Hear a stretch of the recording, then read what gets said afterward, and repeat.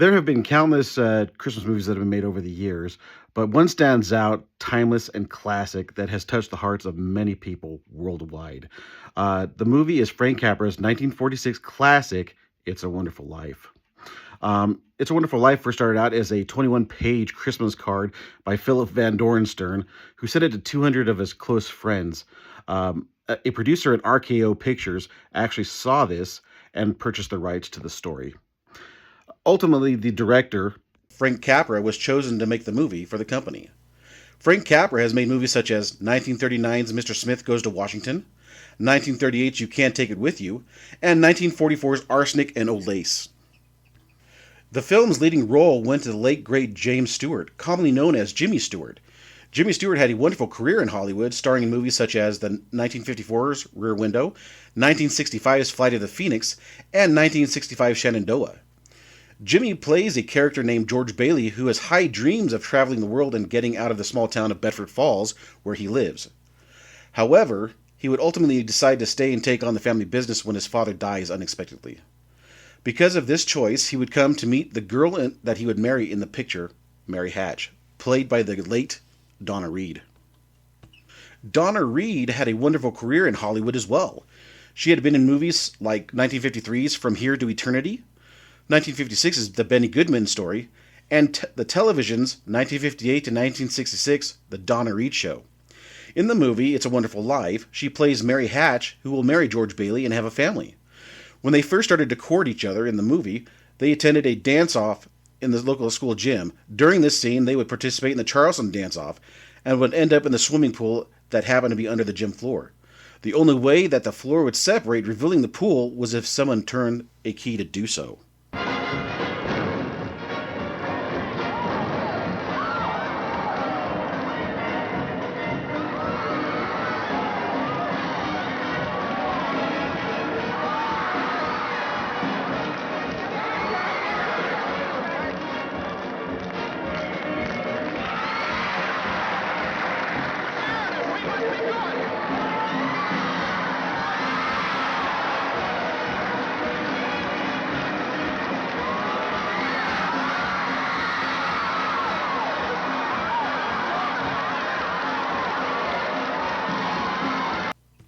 The person who turned the key and revealed the pool is played by an actor who was well known as a kid, but no one really knew in the film. This actor is none other than Carl Schweitzer. Carl was best known for playing the character Alfalfa in Our Gang from 1922 to 1944, commonly known as the Little Rascals. Sadly, Schweitzer's life would be cut short by being shot over a dispute.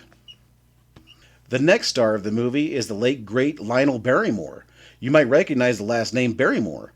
Lionel, in fact, is the great-uncle of the actress Drew Barrymore. Lionel plays the villain of this film, or Scrooge of the film. He portrays a banker, Mr. Potter, who owns the majority of the town and is doing everything in his power to take over the Bailey family business. If he were to succeed, he would be in the position to own everything in the town. Lionel Barrymore has appeared in films such as 1935's The Little Colonel, opposite Shirley Temple, 1937's Captain's Courageous, and 1938's You Can't Take It With You. The next actor is Henry Travers. Henry has had a long list of movies to his credit. He has appeared in movies such as 1933's The Invisible Man, 1945's The Bells of St. Mary's, and 1946's The Yearling. In the film he plays Clarence, a guardian angel who is charged with the task of saving Jimmy Stewart's character, George Bailey. If he succeeds in doing so, he earns his wings. During this task, he helps George to see that even though he may feel his life is tough at the moment, he does have a wonderful life. Even though this film has received acclaim worldwide, things did not go smoothly for it when it first came out. In fact, it was a box office flop when it hit theaters. It's a Wonderful Life didn't gain much attention until the 1970s, when it was discovered in one of the studio's vaults and aired on television. Here are a few cool things about the film that one might not know. When the film was being shot, it wasn't wintertime. In fact, when they were filming, it was in the dead of summer, and during a sweltering heat wave of 1946. The heat got so bad that the director, Frank Capra, let the cast and crew take a day off from filming. There is a scene when George Bailey walks with his uncle out of a family party, and his uncle is a little intoxicated. When the uncle walks off the screen, you hear a loud crash. The crash was caused by a crew member knocking over some props, causing Jimmy Stewart to lose character for a bit and crack a smile. To mask the crash, you hear the uncle yell out, "I'm all right, I'm all right," and make it sound as if he fell on some trash cans. The scene added to the humor of the scene that Frank Capra ultimately decided to keep the scene. Boy, oh boy, oh boy, oh boy, I feel so good I could spit in Potter's eye. I think I will. I think I will. What'd you say? Huh? No, maybe I better go home. Where's my hat? Where's my hat? Oh, thank you, George. Which is mine? The metal one. Oh, thank you, George. Oh, boy, oh, boy. Now, look, if you'll point me in the right direction, would you do that, George? Right down. Old building and lone pal, huh? Now, you just turn this way, and then right straight down there. Oh, that way, huh? My wild Irish road. I'm all right. I'm all right. Oh, sweet. The last fact about the movie that I would like to talk about is a powerful scene with Jimmy Stewart. There's a scene in the movie where Jimmy Stewart's character is contemplating taking his life on a bridge. In the scene, you can see him emotionally distressed and his eyes full of tears. His expression and emotion seem real because it was 100% real. This movie was the first motion picture that Stewart made after serving in the military during World War II. He drew on his experiences to help with the realism of those scenes.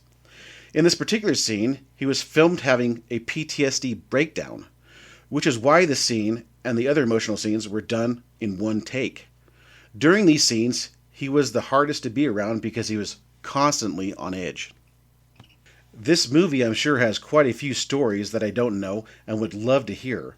But for now, like many, I will just have to enjoy the magic of this film again and again. This film is nothing short of wonderful. This movie will continue to be a treasure for years to come and will be a constant reminder to all who see it that we really do have a wonderful life.